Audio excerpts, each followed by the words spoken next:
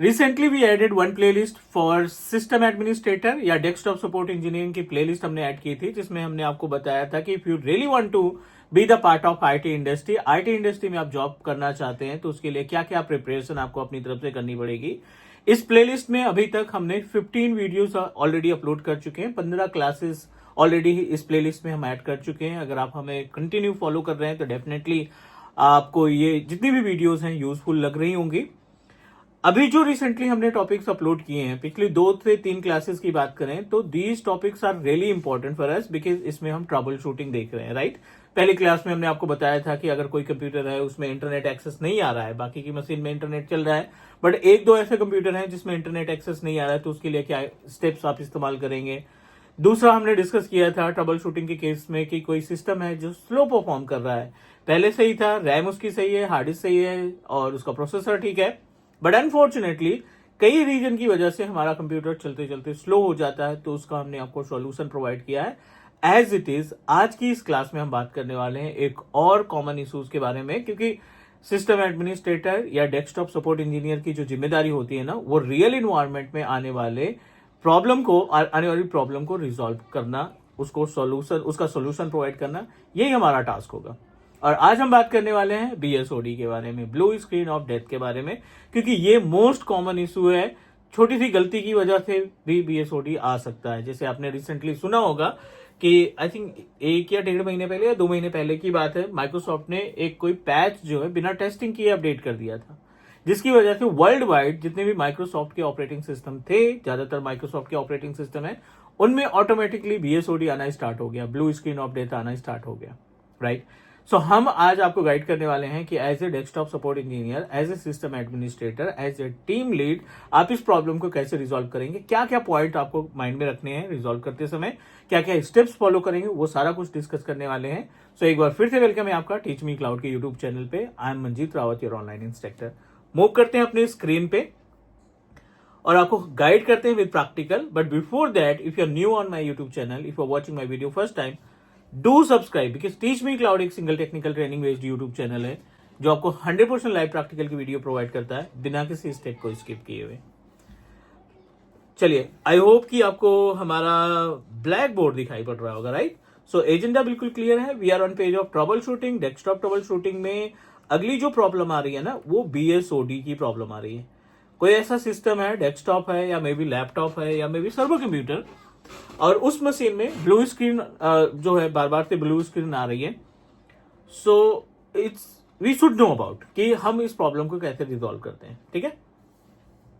पहले तो आपको कॉज जानना है, रीजन जानने हैं कि बीएसओडी आने के क्या क्या कारण हो सकते हैं, and then you can work to resolve it.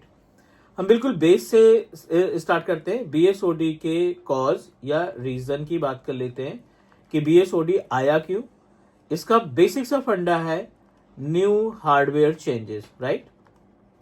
अगर आपने कोई हार्डवेयर चेंजेस किए हैं, चांसेस है कि बीएसओडी आएगा। नंबर 2, लेटेस्ट पैच अपडेट, ठीक है ना। अगर आपका कोई सिस्टम में अपडेट हुआ है या आपने पैचिंग की है, इसका भी रीजन हो सकता है बीएसओडी आने का। नंबर 3, डस्ट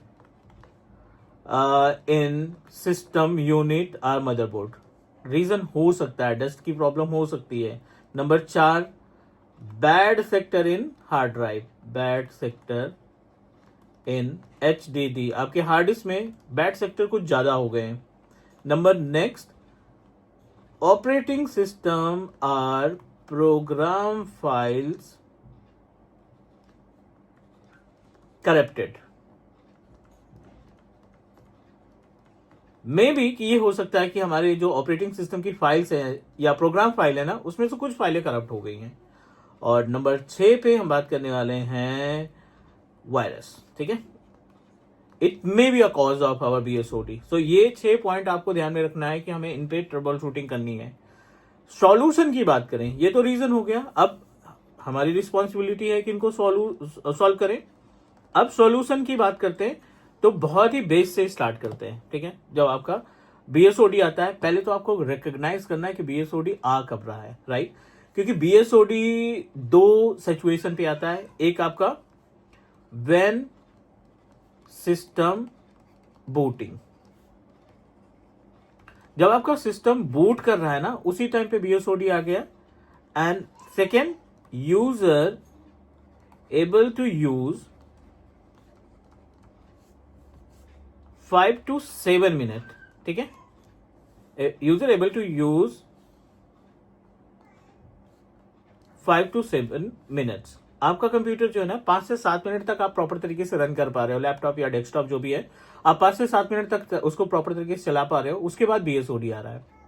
दोनों की कंडीशन अलग है। हमने इसको डिवाइड इसलिए किया क्योंकि जब आप 2-3 मिनट कंप्यूटर को चला पाते हैं और इन बिटवीन आपका BSOD आता है, तो उसकी जो ट्रबल शूटिंग होगी उसमें एक आधी स्टेप आपको एडिशनल मिल जाएंगे। लेकिन आपका बूटिंग प्रोसेस में ही BSOD आ रहा है, तो उसके लिए फिर थोड़ा सा ऑप्शन कम हो जाते हैं ट्रबल शूटिंग के लिए।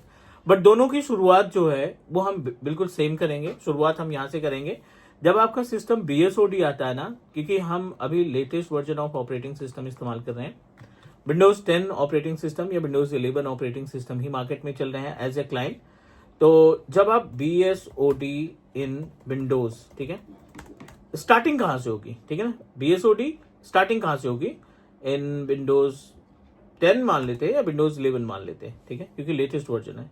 How it's look like, Windows 10 में अगर आपका BSOD आ जाता है तो हाउ इट्स लुक लाइक, आपको देखिए कुछ इस तरीके से ऑप्शंस देखने को मिलेंगे।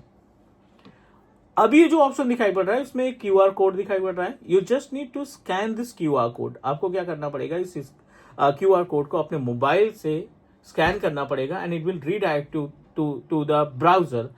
आपको डायरेक्टली ये रीडायरेक्ट करेगा ब्राउजर के ऊपर, और in browser it will give you the steps कि आप अगर ऐसी सिचुएशन आ रही है तो क्या क्या स्टेप्स आप फॉलो करेंगे।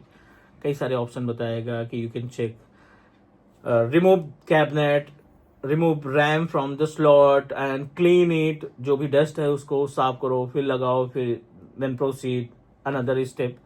सो ये आपको प्रॉपर स्टेप देगा, ये आपको फॉलो करना है, सारे स्टेप्स को फॉलो करना है and try to resolve it. ये तो बात हो गई इस QR कोड के थ्रू सॉल्यूशन लेने की। बट आप कहां से स्टार्ट करेंगे, ये होने के बाद अगर आपने उसको फॉलो किया, and what's L in the sense कि स्टेप 1 सॉल्यूशन में हम क्या करने वाले हैं, स्कैन QR कोड। आपको क्या करना है, आपका जो QR कोड है उसको स्कैन करना है and then follow the steps. आपको अपने स्टेप्स को फॉलो करने पड़ेंगे, जो भी सॉल्यूशन मिलेगा उस पे आप काम करेंगे। नंबर नेक्स्ट, अब अगला स्टेप क्या यूज करेंगे to resolve the system BSOD। दूसरा ऑप्शन ये होगा, discuss with client, call to client, या फिर इंटरनल IT है आपके पास तो, and ask about latest hardware changes.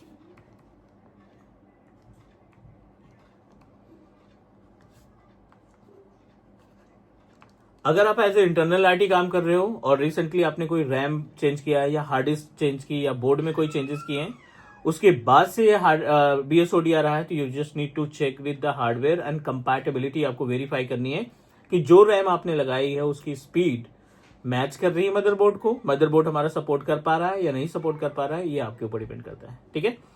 And after that you can also proceed for like remove the hardware and try again. Step 2 हो गया। अब स्टेप 3 की बात करें, जो कि मोस्ट कॉमन है। स्टेप 3 की सिचुएशन में आप अपने सिस्टम को क्लीन बूट करो। क्लीन बूट के केस में क्या है, ओपन,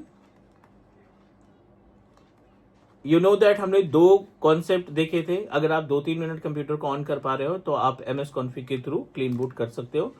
अगर आप अपने सिस्टम को बूट भी नहीं कर पा रहे हो, मीन्स लॉगिन भी नहीं कर पा रहे हो, बूटिंग के टाइम पे भी BSOD आ रहा है, तो आप open system in safe mode. आपको क्या करना है, सेफ मोड में अपने मशीन को लॉगिन कराना है, ठीक है। आप अपने कंप्यूटर को सेफ मोड में लॉगिन करिए।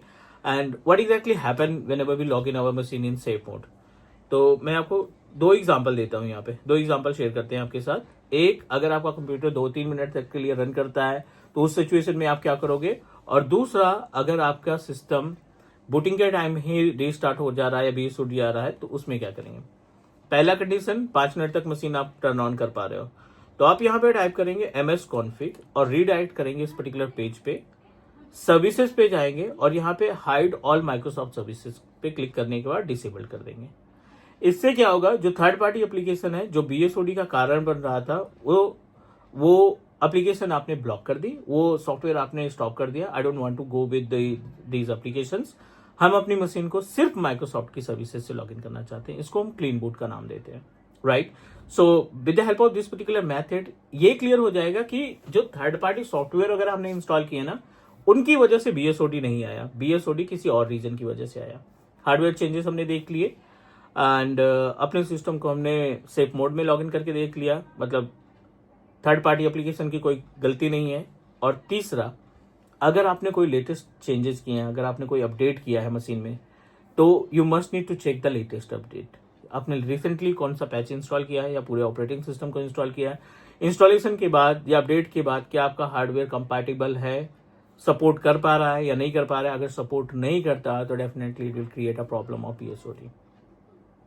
बैड सेक्टर, अब अगला जो पॉइंट है, बैड सेक्टर हो सकता है BSOD का, तो आप क्या करेंगे, chkdsk एक कमांड चलाएंगे अपने CMD पे। ये आपको क्लियर बता देगा कि आपकी हार्ड डिस्क में कितने बैड सेक्टर्स है, ठीक है ना। अगर आपको फील होता है कि नहीं बैड सेक्टर की जो वैल्यू है ना थोड़ा सा ज्यादा है, so what you need to do, आपको इसको फिक्स करना है, क्योंकि no one can remove the bad sector. कोई भी बंदा बैड सेक्टर को रिमूव नहीं कर सकता है। जितने बैड सेक्टर हैं उनको हम उसी जगह पे फिक्स करते हैं, राइट।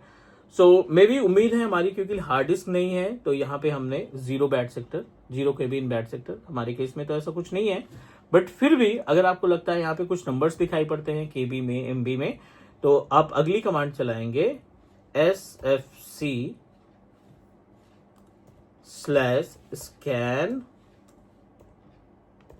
नाउ। एक साथ SFC स्कैन नाउ जब आप रन करते हैं ना, तो ये जो इसकी चीजें हैं, जो इसके बैड सेक्टर है, उसी जगह पे ये क्या करता है, फिक्स करने का काम करता है कि भाई जितना बैड सेक्टर आ गया, जितने सेक्टर में बैड फाइल्स वगैरह आ गई, बस इनफ है, आगे ये बढ़नी नहीं चाहिए।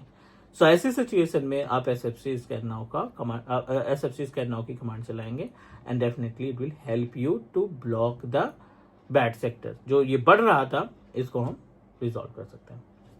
चलिए, इसके बाद भी प्रॉब्लम कंटिन्यू है, ठीक है। So what you need to do, आप सिस्टम को रिस्टोर करा लीजिए। अगर आपका सिस्टम जो है बैकअप पहले से ले रखा है, तो you just need to take the restore of our computer. उम्मीद है उससे हमें सॉल्यूशन मिल जाएगा। अगला पार्ट उससे भी क्योंकि मोस्टली क्लाइंट का बैकअप नहीं लिया जाता, सर्वर्स वगैरह के बैकअप हम कॉन्फ़िगर करते हैं। अगर क्लाइंट का बैकअप नहीं है तो फिर लास्ट ऑप्शन आता है कि you just need to format your machine. आपको अपने कंप्यूटर को फॉर्मेट करना पड़ेगा, क्लीन करना पड़ेगा and then try again. This is all about blue screen of death. इस प्रॉब्लम से बचने के लिए हम ये सारे स्टेप्स को इस्तेमाल करते हैं। उम्मीद है हर एक पॉइंट आपको समझ में आ गया होगा एंड फिर भी अगर आपको कोई डाउट है तो प्लीज ड्रॉप करो कमेंट या व्हाट्सएप पे पिंग करो, डेफिनेटली विल हेल्प यू।